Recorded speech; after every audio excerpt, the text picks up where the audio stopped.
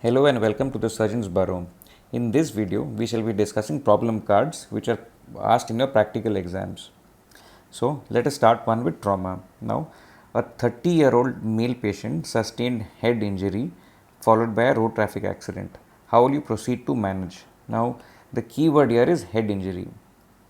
Now, whenever a head injury patient comes to you to casual team, the first thing that you're going to ask is you're going to take a history. You will take the history from the patient or the patient's attenders. Now, the patient will obviously not be able to give history if the patient is unconscious. However, in many occasions, if the patient is in lucid interval, the patient himself can give history. Now, what do you ask in the history? In the history, you'll ask a history of loss of consciousness.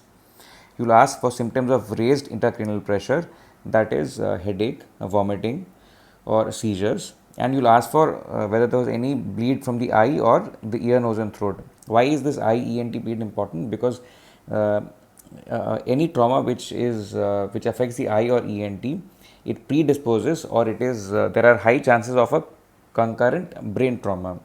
That is an intracranial trauma. That is why you'll ask for that history.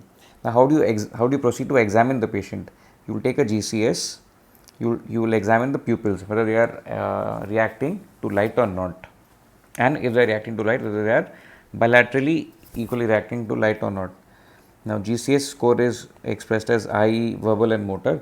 Now, this is part of your Viva exams, and all of you want a quick revision. I obviously will not be going into details of each problem card, but will be giving you a brief, superficial overview. Now, you go for an how do you investigate the patient? You go for a non-contrast CT scan. Bear in mind that the non-contrast is the key word here. Non-contrast is important because the blood itself acts as a contrast agent. In case of head and neck X-rays. Now, what do you see in the CT scan? You have to rule out intracranial hemorrhage. So, you look for any hemorrhage. You will look for signs of midline shift. Supposing if there is intracranial hemorrhage, maybe a extradural hematoma or a subarachnoid hematoma, or maybe an intracerebral hematoma, what do you do next? You refer the patient to a neurosurgery center, or you refer the patient to a neurosurgery center for a burr hole or for a decompressive craniotomy surgery. Next problem card. A patient attended ER with severe respiratory distress following chest trauma. Now, the key word here is respiratory distress. So, the diagnosis it can be pneumothorax, hemothorax, or it can also be a tension pneumothorax. How do you treat such patients? You put an ICD. Now, in case of suspecting a tension pneumothorax, there is no need to investigate the patient because tension pneumothorax is a clinical diagnosis. You directly go ahead and put an ICD. But supposing say the patient not in tension pneumothorax, then you can investigate the patient by getting a chest X-ray done. This chest X-ray is sufficient to diagnose the condition. You treat the patient by inserting an ICD. Where do you insert an ICD? You insert the ICD in the triangle of safety. This triangle of safety is formed by three borders. One is lateral to the pectoralis major. It is above the level of the nipple, and it is at the level of the mid-axillary line, which corresponds with the latissimus dorsi. Now, earlier, rapid insertion of a large bore cannula. Before that, this triangle of safety, it corresponds to the fifth intercostal space. Now, earlier, rapid insertion of a large bore cannula was acceptable answer for tension pneumothorax. That is, you insert a large bore cannula into the second intercostal space in the mid-clavicular line. However, this is no longer an acceptable answer, and you will be going for this treatment only if an ICD is not available in your institute, in your casualty, to save the patient's life. So, once you the theory behind this is once you decompress the patient with a large bore cannula, then you can proceed for ICD management. However, in the latest edition of Bailey and Love, it says that there is no role for a large bore cannula. The treatment is a surgical ICD drain. But supposing if ICD is not available, then you can go for a large bore cannula. Next, a patient underwent total thyroidectomy, and on the same evening, that is on post-op day 0, he developed severe respiratory distress. Now, how will you manage this patient? Now, this means that the patient is in reactionary hemorrhage. Now, you might remember that there are three types of hemorrhage: primary, reactionary, and secondary. Primary hemorrhage is that which happens on table while you are operating. Reactionary hemorrhage happens in the first 24 hours after you shifted the patient outside the operating room. And secondary hemorrhage occurs from post-op, after post-op day 1 till day 7. So whenever you are suspecting reactionary hemorrhage, how do you treat that patient? You will first remove the sutures bedside. Whatever sutures have been placed suturing the incision of the total thyroidectomy, you will remove those sutures. You will remove those sutures bedside. Once you remove the sutures bedside, there is some amount. Actually, what happens what happens in this patient is, after the patient has undergone thyroidectomy, there is some amount of reactionary hemorrhage happening because it is post-op day 0. So because of the reactionary hemorrhage, there is some hematoma, that there is some blood collection which then compresses the trachea and causes respiratory distress. So as soon as you remove the sutures, the hematoma is released, the pressure is released, and the patient is able to breathe. So after that, you shift the patient to OT immediately. You explore the wound and you locate the bleeding point and you ensure hemostasis. Next, a 68-year-old female patient underwent total gastrectomy for carcinoma stomach, and on the third post-op day developed fever and bilateral lower limb swelling. How will you manage this patient? Now, what are the keywords here? Look at the details. First, they say that it is a 68-year-old patient. So it is an elderly patient. It is a female patient who has undergone a total gastrectomy. So this is a morbid procedure. Morbid procedure meaning the patient will have considerable post-op pain after the procedure. The patient might even be in ICU, and the patient is not able to move about because of pain. So because of pain, because the patient is not able to move around, the patient develops DVT. So now what are the clues which point to DVT? So apart from the age of 68 years, the morbid procedure, also notice that the patient has bilateral limb swelling and fever. This limb swelling and fever is indicative of deep vein thrombosis. So now once we have diagnosed it as a DVT, how do you confirm it? You go for a venous Doppler. How do you treat it after you've confirmed it? Now there are two things that you have to achieve that you have to aim for in the treatment of DVT. One is you have to achieve anticoagulation rapidly so that more clot does not form, and you have to decrease the risk of embolization, because from the deep veins of the leg, the clot can travel via the inferior vena cava into the heart.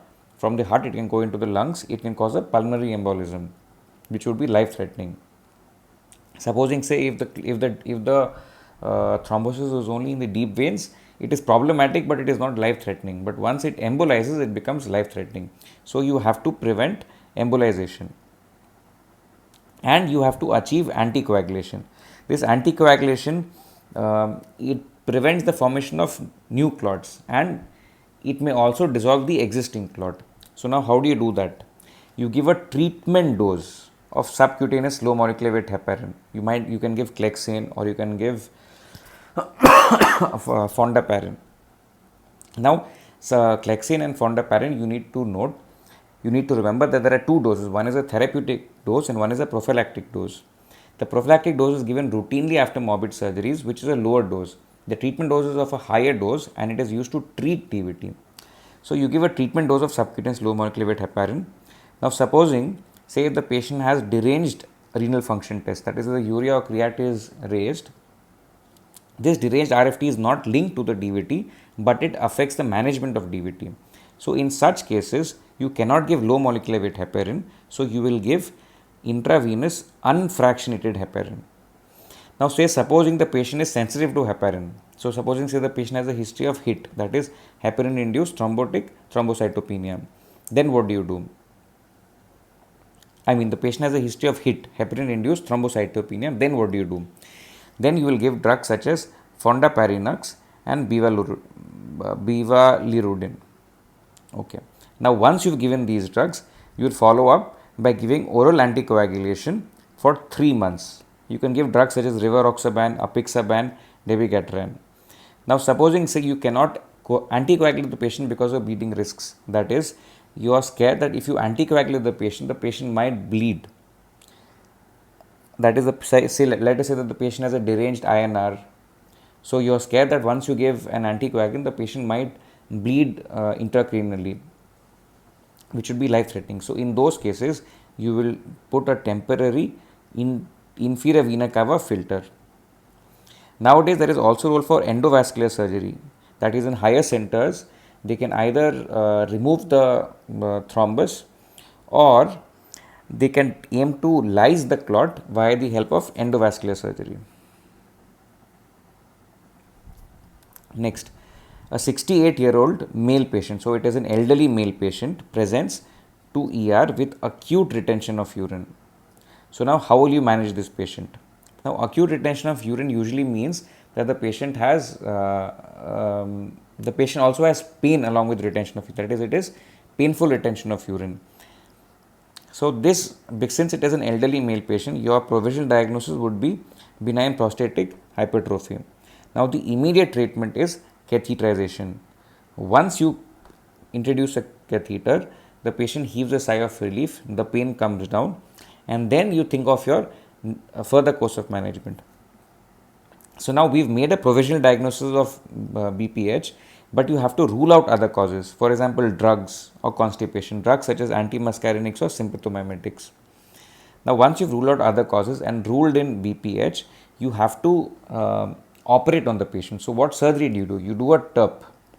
Now say, or you can do a prostatectomy.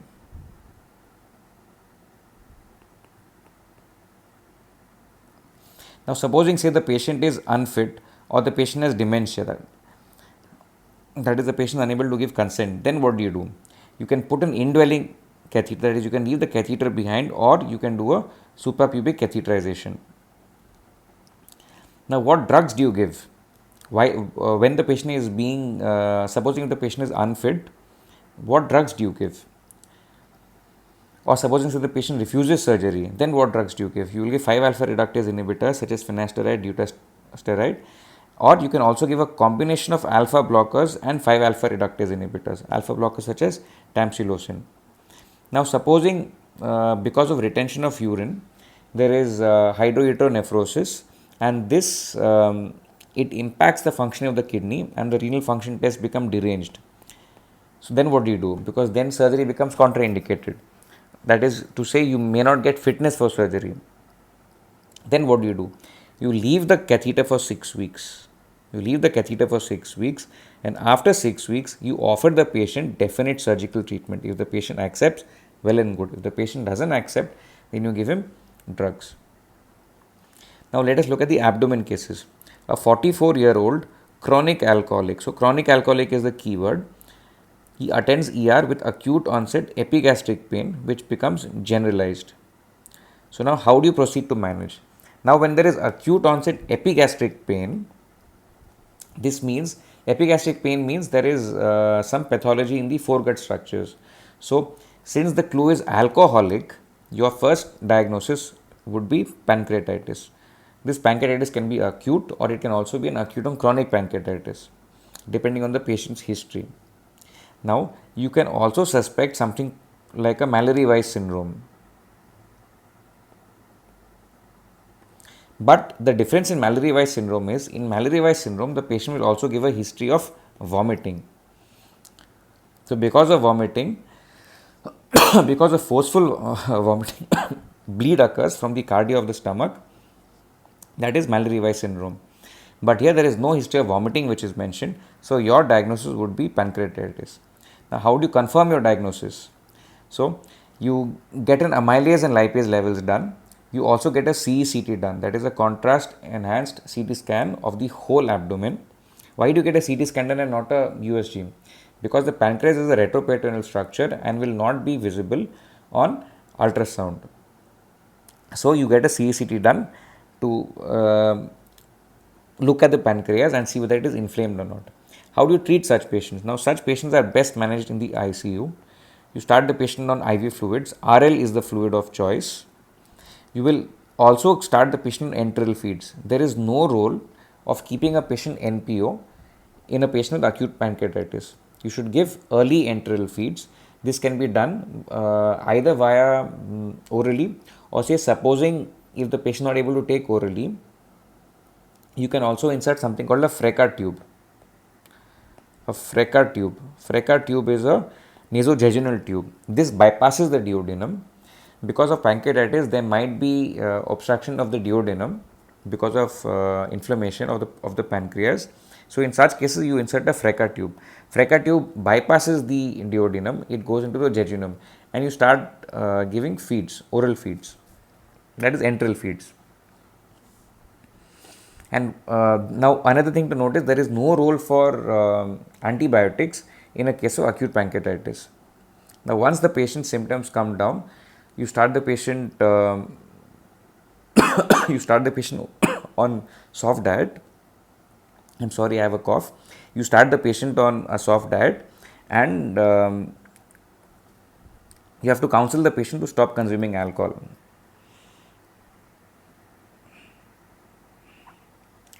Next, a 42-year-old male patient presented with acute onset epigastric pain, which later became generalized. On examination, there is cardboard-like rigidity and obliteration of liver dullness.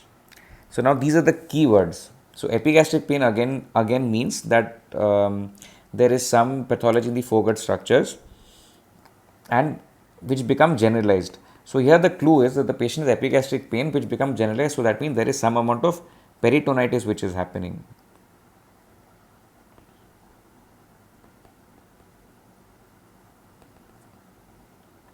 Now when you examine the patient, there is cardboard-like rigidity. Why is there rigidity?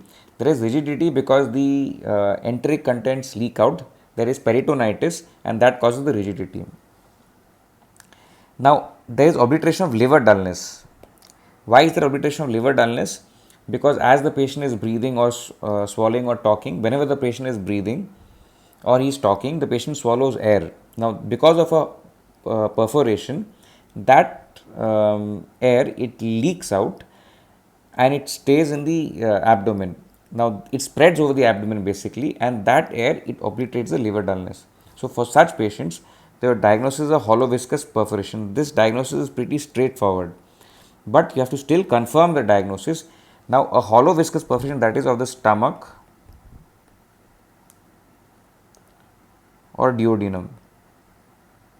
Why am I saying stomach and duodenum? It can also be jejunal perforation, can also be an ileal perforation. But stomach and duodenum, because these are common causes for peptic ulcer disease perforation.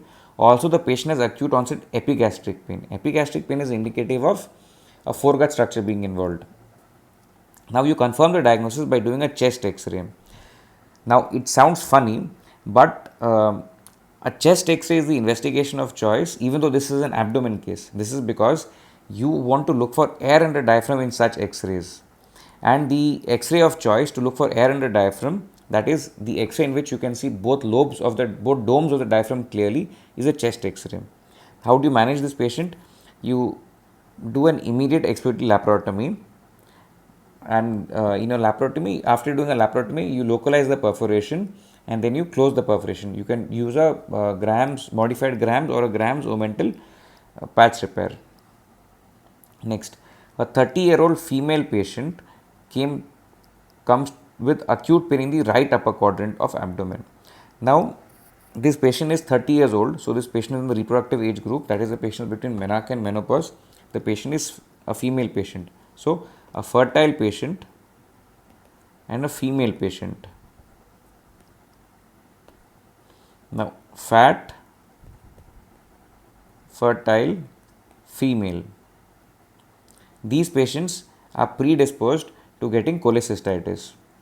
So in this patient, the diagnosis is acute cholecystitis. You confirm the diagnosis by doing an ultrasound. An ultrasound is the investigation of choice for all hepatobiliary, especially the gallbladder pathology. An ultrasound is investigation of choice because the gallbladder is visualized very well. But for CBD, the CBD is not that well visualized on an ultrasound. So for CBD, you might need another modality such as an MRCP. But for an acute cholecystitis, you will do an ultrasound. Another thing which I forgot to mention is, now how do you clinically confirm this diagnosis? You look for Murphy's sign. You look at the LFT, whether it is deranged or not. Now, how do you treat such patients? You initially do a conservative management. Now, there are two schools of thought in this. You can either the first option is you can either do a conservative surgery which is followed by interval cholecystitis. This FB stands for followed by and does not stand for Facebook. So, you do a conservative management followed by interval cholecystectomy, or you do a laparoscopic cholecystectomy on admission. This depends on the choice of the surgeon, because after all the surgeon is the person who is operating.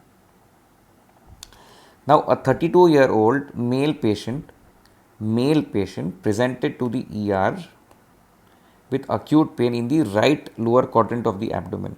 How would you proceed to manage? Now, if the pathology is in the right lower quadrant, this is the abdomen. If the pathology is in the right lower quadrant, this is the umbilicus. This is the pathology, this is the site of the pathology, that is the right lower quadrant, and it is a male patient. So, your differential diagnosis are appendicitis. This is what you have to think of first. It can also be mesenteric lymphadenitis. It can also be ureteric colic. Ureteric colic is because of a stone. Now, it is very important to confirm the diagnosis, because the management of all these three conditions is different. So, for appendicitis, you can either do an ultrasound or a CT scan, or you have to also look at Mantril score. So, for appendicitis, clinically do a Mantril score,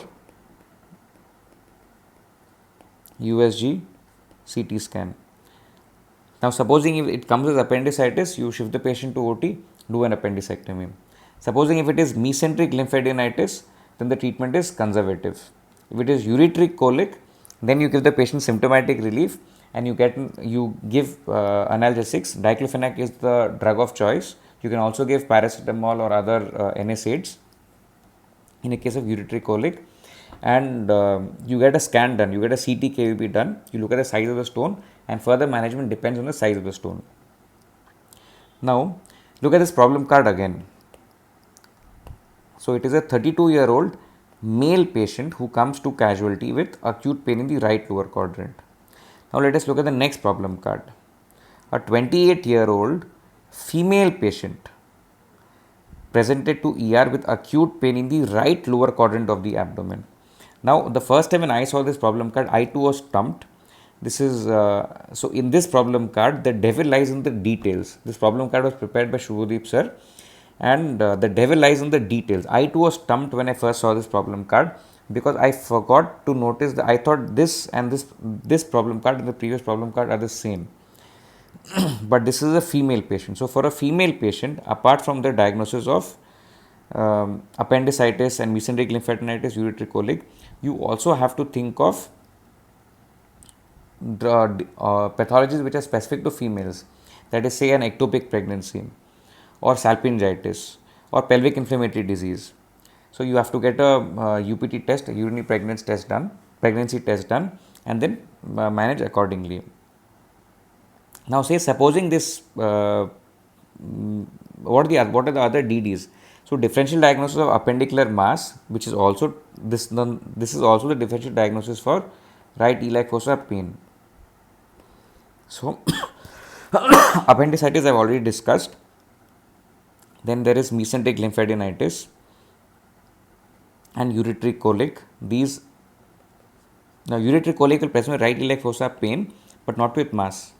The other differentials are CS cecum, Crohn's disease, ovarian carcinoma, parametritis, actinomycosis, tuberculosis, twisted ovarian cyst. So, you have to keep these diseases in mind and proceed accordingly. Now, the same question, now the same pathology but in a different format. So, a 27-year-old male patient presented with a lump in the right iliac fossa. So, this lump in the right iliac fossa, you will first think of an appendicular mass, and you will also think of these differentials. But first, you think of an appendicular lump. Why? In this problem card, you think an appendicular lump. Why? Because of the following details.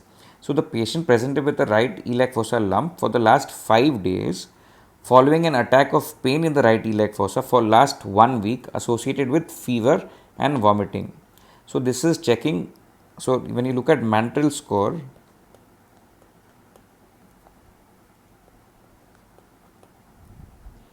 Now this patient has pain in the right iliac fossa. So tenderness in the right iliac fossa.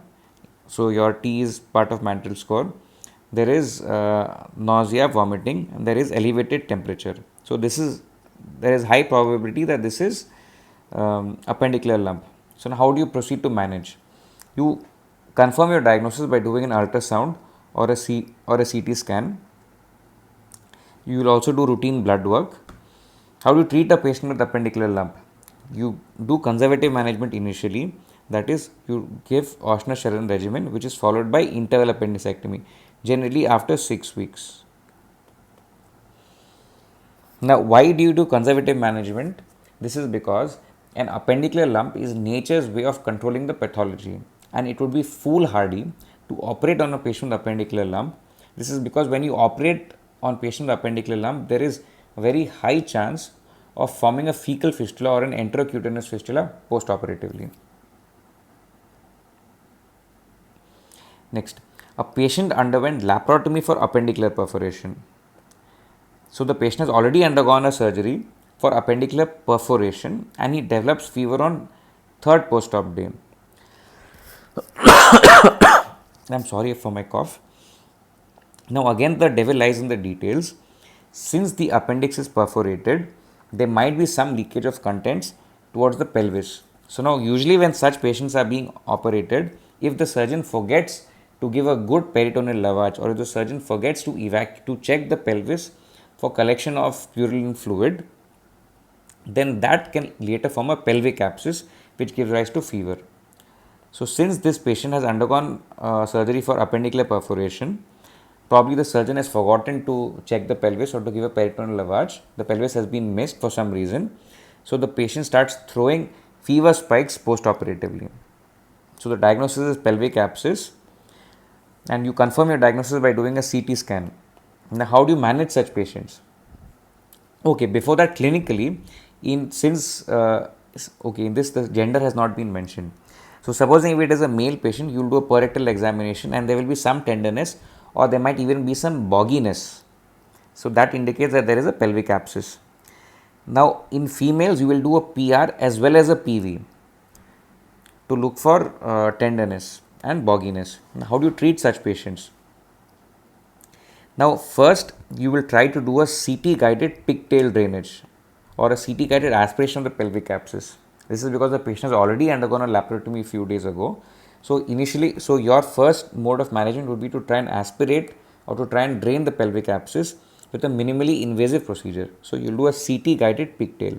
Supposing this is not available or supposing this fails, then you will do a laparotomy. In the laparotomy, you'll give a thorough peritoneal lavage.